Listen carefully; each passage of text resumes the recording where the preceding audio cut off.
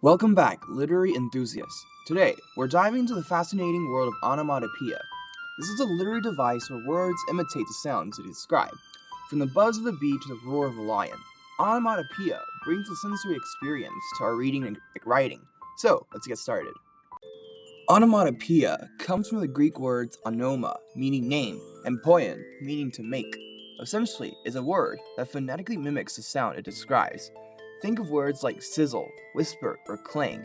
These words don't just tell you about the sound, let you hear it in your mind. Onomatopoeia is a powerful tool in literature because it helps create a vivid auditory experience. When a writer uses onomatopoeia, they're adding another layer to their storytelling, making the scene more immersive and dynamic. It's like adding a soundtrack to a movie. Suddenly, the action feels just more real. Let's explore some classic and contemporary examples of onomatopoeia in literature, showcasing its versatility and impact. A notable example is from Edgar Allan Poe's The Bells. In this poem, Poe masterfully uses onomatopoeic words like tinkle, clank, and clangor to mimic the sounds of different types of bells. These words not only describe the sounds, but also convey the emotions associated with each bell's ringing. The light, tearful tinkle of silver bells evokes a sense of joy and festivity, while the harsh, alarming clangor of iron bells creates an atmosphere of fear and urgency. Poe's use of onomatopoeia enhances the auditory experience of the poem, making it more immersive and emotionally resonant towards the readers. Another excellent example is found in The Tempest by William Shakespeare. In this play, the character Caliban describes the magical sounds of the island. Be not feared, the isle is full of noises, sounds, and sweet airs that give delight and hurt not. Shakespeare uses words like hiss, boom, and whisper to create a rich auditory landscape. These sounds contribute to the enchanting and mysterious atmosphere of the island, enhancing the reader's sense of wonder and intrigue. Shakespeare's skillful use of onomatopoeia allows readers to almost hear the sounds described, bringing the scene to life within their imaginations. Onomatopoeia is also prevalent in children's literature, where it engages young readers and adds a playful rhythm to the stories. Dr. Seuss frequently used onomatopoeic words in his books, such as pop, bang, and fizz, to bring the text to life. In Hop on Pop, for instance, Seuss uses simple, repetitive sounds that mimic the actions described, making the reading experience interactive and fun. These sound words capture children's attention and help them connect the text to real-world sounds, enhancing their understanding and enjoyment of a story. Dr. Seuss's creative use of onomatopoeia demonstrates its effectiveness in engaging readers of all ages and backgrounds, and making literature more dynamic and accessible. In modern literature, onomatopoeia continues to be a powerful tool. In graphic novels and comic books, for example, onomatopoeic words are essential for conveying action and motion. Words like bam, pow, and whack are often used to depict fight scenes, adding a sense of impact and immediacy. These words help readers visualize and feel the intensity of the action, making the scenes more engaging and thrilling. Onomatopoeia in graphic novels bridges the gap between visual and textual storytelling, creating a more immersive reading experience overall. Onomatopoeia is also used effectively in contemporary poetry. Poets often employ sound words to enhance the sensory experience of their work.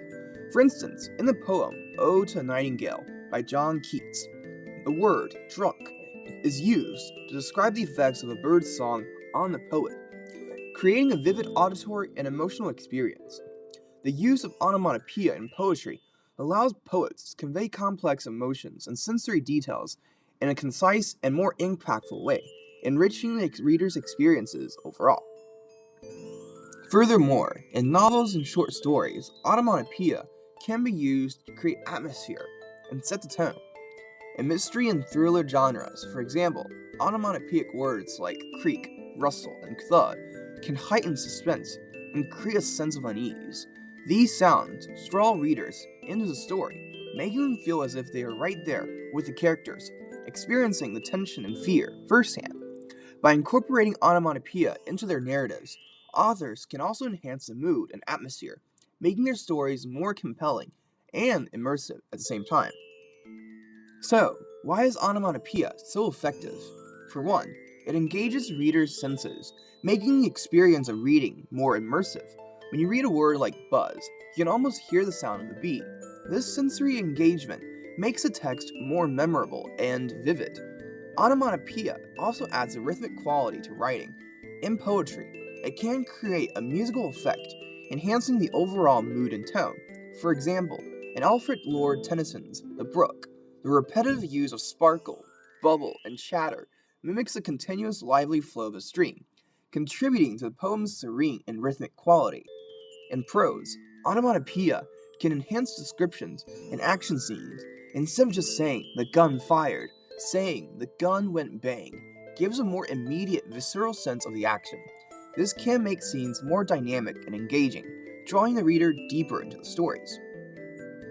Onomatopoeia is versatile and can be used effectively in various genres. In horror fiction, it can heighten the sense of fear and suspense. Words like creak, howl, and scrape can make the reader feel like they're in the haunted house, hearing every eerie sound. In action and adventure stories, onomatopoeia brings excitement to the narrative. Explosions, boom, tires, screech, and words clank, making the action sequences more thrilling and realistic. This auditory detail can make the difference between a good scene and a great one. Even in romance, onomatopoeia has its place. The pitter-patter of rain on a window, the whisper of sweet nothings, or the crackle of a fireplace can set a romantic mood, making scenes more intimate and atmospheric. It shows how versatile and impactful this literary device can be across different storytelling styles. So, how can you effectively use onomatopoeia in your own writing? Here are some tips. First, think about the sounds that are integral to your scene. If you're writing an action scene, consider the noises that will naturally occur, like gunshots, explosions, or footsteps. Use onomatopoeic words to bring these sounds to life. Next, don't overdo it. While onomatopoeia is a powerful tool, using it too frequently can overwhelm the reader and disrupt the flow of your narrative. Use it sparingly and strategically to enhance key moments. Finally, read your work aloud. Onomatopoeia is all about sound, so hearing how it fits into your writing can help you decide if it's effective. Does it add to the atmosphere? Does it feel natural in the context? If so, you have likely used it well.